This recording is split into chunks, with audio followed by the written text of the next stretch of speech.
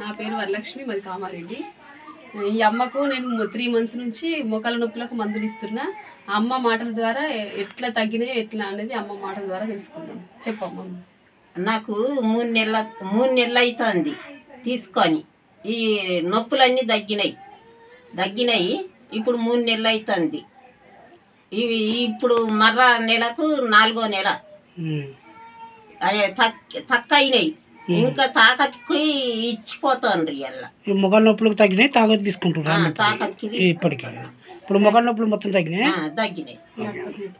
నువ్వు ఇంకోళ్ళకన్నా చెప్పినావు అమ్మ? చెప్పిన. ఎవరికి చెప్పినావు? ఇద్దరికి చెప్పినా. మీ అక్కనా? మీ అక్కకు. అమ్మ నువ్వెన్ని రోజులే వాడబట్టి చెప్పు. ఇట్లా 3 నెలలు అవుతుంది.